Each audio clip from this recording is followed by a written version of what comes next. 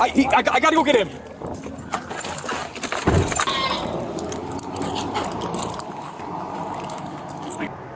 Hyundai Altima. She's got. Are you family members or friends? No, I called her sister.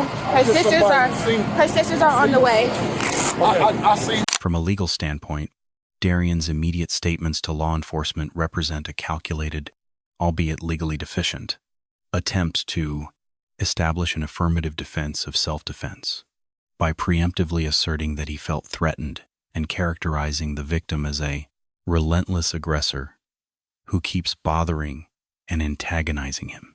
He is trying to lay the groundwork for the requisite state of mind, reasonable fear of imminent harm. However, his narrative collapses under the legal doctrine of proportionality. Darien fatally compromises his own defense by admitting the victim was entirely unarmed. His justification for deploying lethal force that she merely reached where his gun was shifts his action from legally justified self-defense to a preemptive, disproportionate escalation. Legally, a subjective feeling of anxiety over petty disputes does not meet the objective standard of facing an unavoidable, deadly threat. This failure to align his subjective fear with an objective reality ultimately forms the basis for his involuntary manslaughter conviction. I gotta go get him.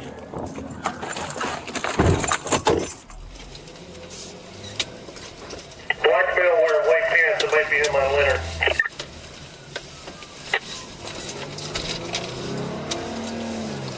Is out with him. Put the phone down. Put your hands up, hands up, hands up, hands up.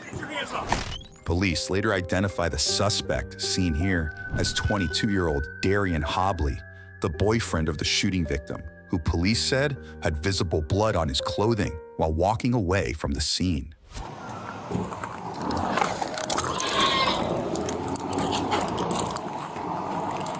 I got you. You're good. I got you. You're good. We got him detained right here. Stand up. Don't touch his hands anymore. Copy.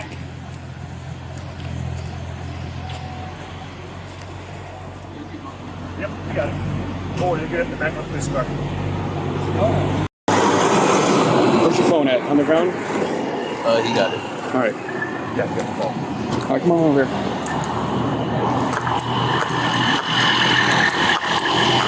Go ahead, face this way.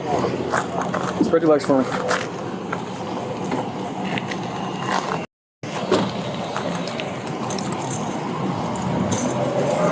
What's going on? What happened today?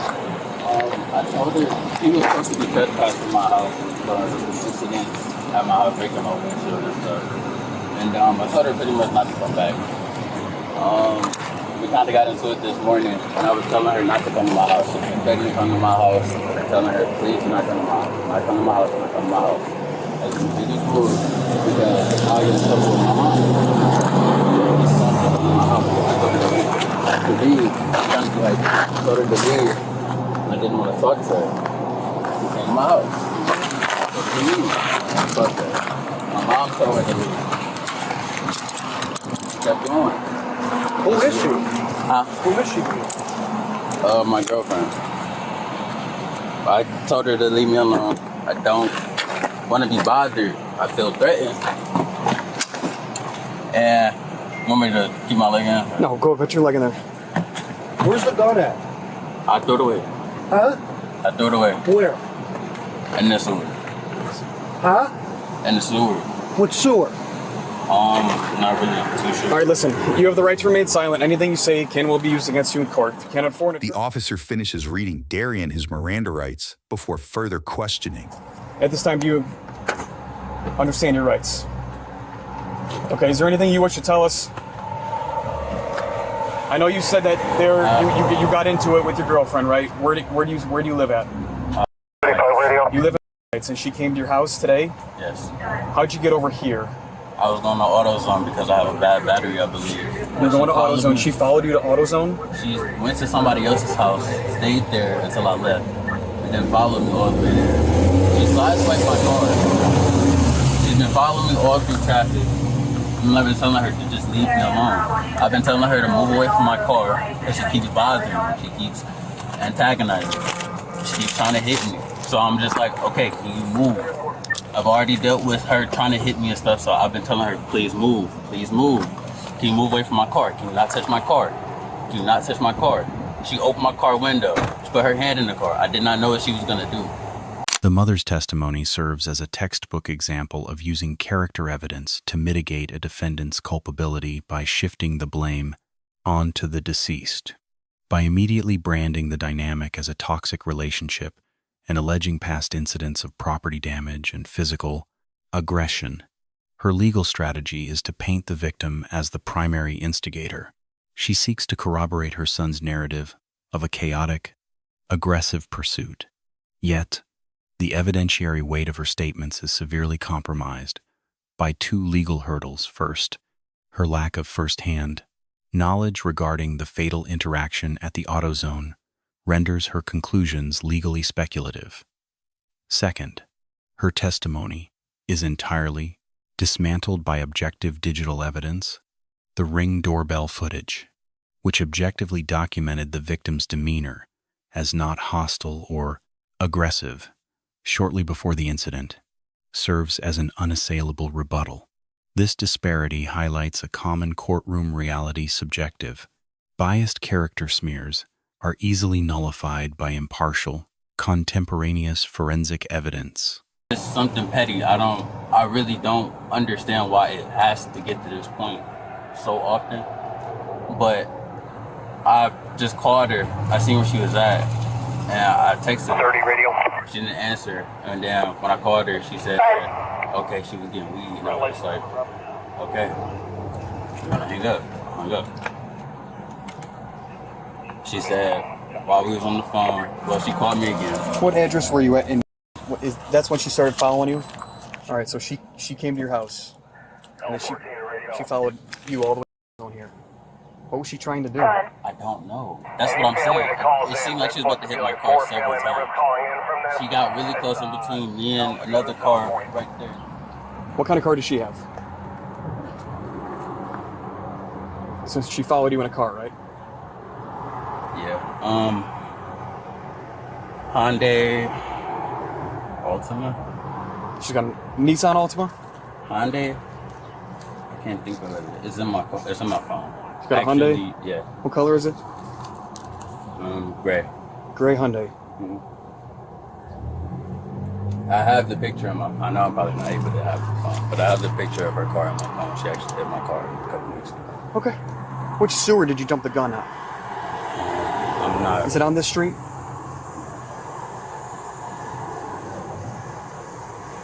What kind of gun? What is it? A 9mm. 9mm, what's the make and model? I'm not really too sure. Is it yours? Or is it somebody else's? Somebody else's. Alright. So is one of these sewers around here? Couldn't be far, right? We're gonna have to get it. Okay. So your cooperation is gonna help out a lot. I don't know what to You don't know which sewer? do. I don't know what to do. You don't know what to do. I'm supposed to be going to the military soon. You're supposed to be going to the military soon. What? How old are you? 22. You're 22. What were you gonna do in the military? IT specialist. Did you apply? Yes. I already When was did. that supposed to start? I was waiting until October. Waiting till October. Okay. Yeah, I know. You're gonna let this is your ex-girlfriend, current girlfriend, or something? I wanted it to be my ex, guess current. I'm not really too sure how to put it, if I'm being honest. You're gonna let this girl just kind of ruin what kind of future you could have? Didn't know what to do. How many times did you shoot? I shot once. Just one shot. Yes. Which hand did you shoot with? Right. Your right hand?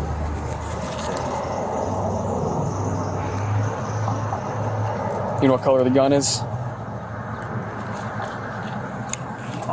Not Is it gray, white, black? brown. What is it? Brown. Brown gun? Just a handgun. Yes, sir.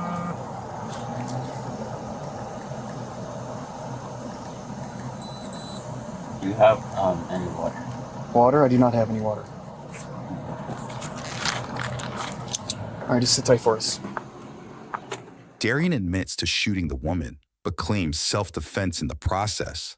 While the 22-year-old is secured in a patrol car, other officers begin searching for the weapon. No, it's in a sewer. He doesn't know which sewer it's in. It's got to be down here in a sewer. Call 13 to radio. He walked through the back of over here, this property. So he walked through the back of this property, and he ditched it somewhere over here.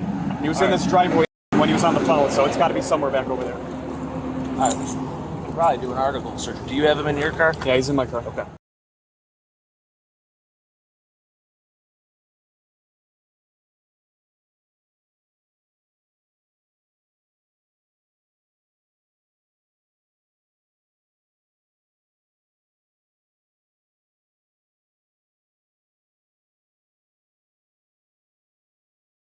Are you family members or friends? I called her sister. Her sisters are on the way. I seen him jump over that fence. Were you here? Did you witness it? Oh, I was across the street. I heard the shot go off. So you didn't hear it? You weren't here during it? No, I wasn't here. Okay, just in case. Where were you at? I was crawling out of this truck when I heard the gunshot, and I walked outside, standing over her with a gun. He had the gun in his hand again, so I went back behind the truck and called 911 because I don't have mine with me currently. All right. I appreciate your cooperation. Was you were not involved, wasn't hit or anything like that? I'm just wondering if we can move. Let me make sure, Detective. 1 second. Yeah, Witness, he was with him. Correct. Yes, I'm just wondering if he can move. Yes. I have his get him witness. out. He said he saw him standing over her with a gun after the gunshot. Didn't see it, but saw him standing over her with the gun. Okay. She's yelling at him to the car. And then he comes in the store and like, he called police. Makes you know he's gone. I saw the gentleman her arguing with the gentleman when I came back from my delivery. And then he walked in and asked us to call the police. And then he walked down the side of the building, so the only camera that would see him is that one back there. You guys don't. Moments later, the suspect's mother arrives on scene with some important alleged background information. Just tell him the story. Put your mic. It's on. Okay. Yeah.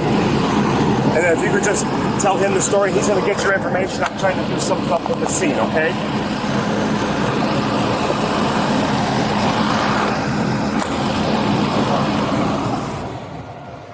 So what happened, ma'am? This is too much.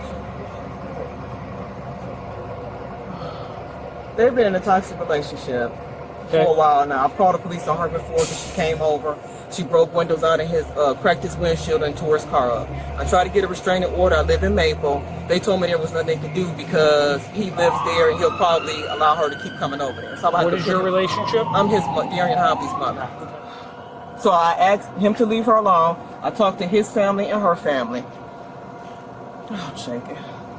And I asked them to leave each other alone. From my understanding, they had left each other alone. She came over this morning and was ringing my doorbell. She said he called her and he hung up on her, and I want to know why. He called her and hung up on her. Okay. This is what she told me, and I want to know why he hung up on me. So I'm asking her to leave because I don't want you here. Why are you here? She said that they were still dating or whatever the whole time. Okay. She was upset because he came back in the house. He was done talking to her. He came back in the house, and she wanted him to continue to talk to her. So I kept asking her to leave. She finally left. He came in the house and said, "I'm finna go to AutoZone." He's supposed to came up here to get his battery checked. Because his battery went Is that the white car? His white car? Yeah. Well, it's in my name. It's mine. Right. So he came up here. As he was driving up the Libby, I seen her in the middle of the street. She was following him and like trying to hit his car going up Libby Road. Okay. I went back in the house because I'm working. You know, I have it on my Ring camera. Well, I have a Ring alarm where she came over. It should be a report as far as her coming over before fighting and hitting him.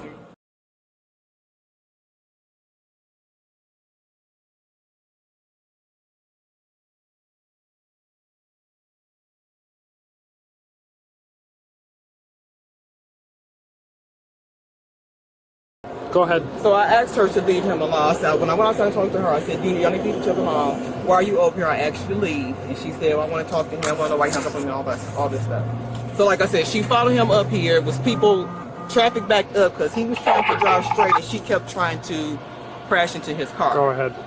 So I don't know what happened when they got up here. He just called me and said something bad happened. I was just protecting myself. So I'm asking him what happened. He said, I shot her. I was trying to protect myself. So that was all I know. I got his location. I came up here to figure, So he called you up after he shot her and said, I was trying to protect myself. Yeah. So did you witness her trying to like run him off the road on Libby and stuff like that? You were driving behind? Yeah. And then did you just sort of let it go after that? I let it go after that. So you saw them, whatever, and then they took off. He said he's coming to AutoZone. Yeah. I just know he said that he shot her and he was trying to protect himself. Okay. I know she was jumping on him before. A couple months back at our house, she was hitting him. Did he file charges for domestic violence or anything like that? Did he? He did, but I filed a report. Okay. And I asked her to leave and not to come back. So I just think so. So according to Mom,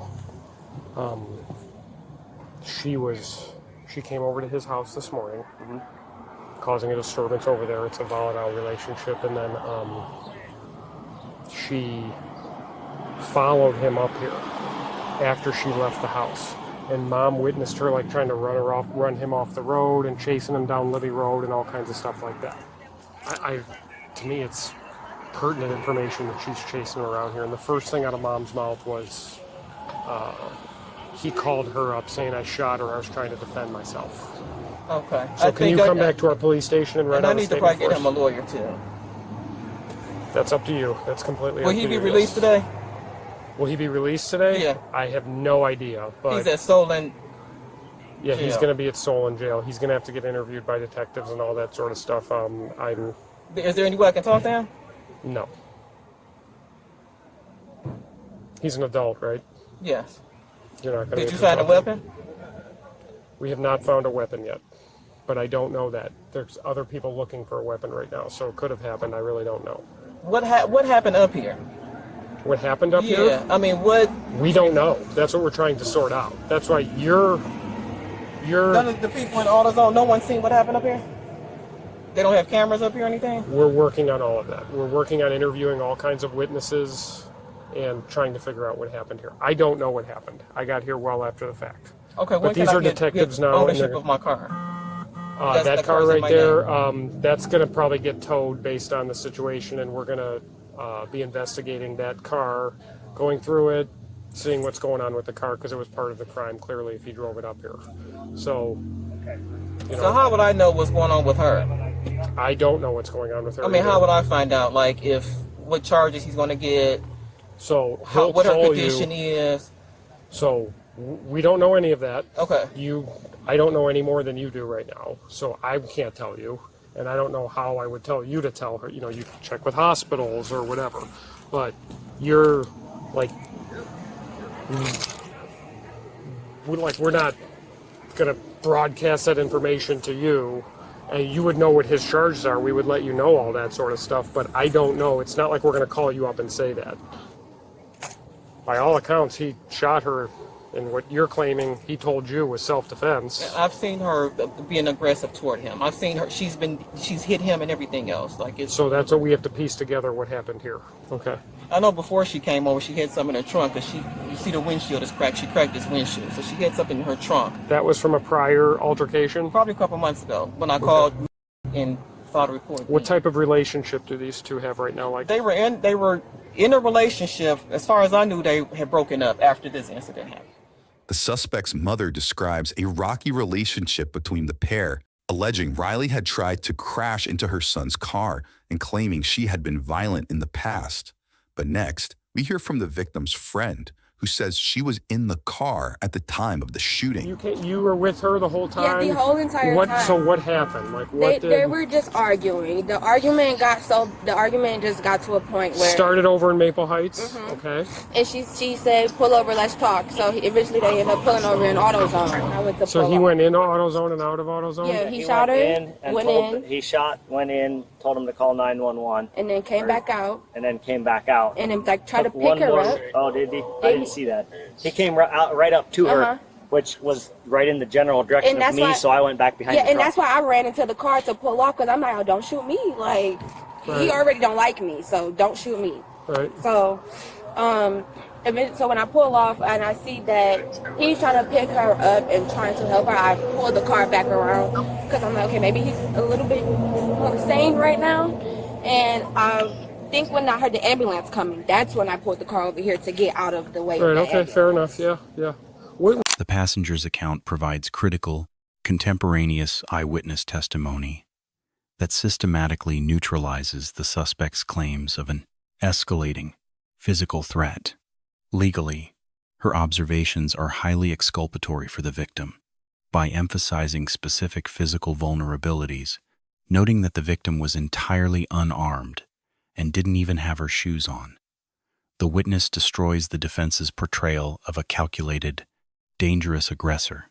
Furthermore, her biomechanical description of the shooting, that the victim literally just fell back with no fight, contradicts the physical dynamics required to support the suspect's claim of a close-quarters struggle for a firearm. Finally, here, testimony regarding the drive to the scene calm enough that she was playing a computer game directly refutes the defense's premise of a high-taps speed, aggressive vehicular pursuit. From an evidentiary perspective, this witness successfully shifts the legal paradigm, proving that the defendant's use of a firearm was an unprovoked and legally unjustified escalation of a mere verbal dispute.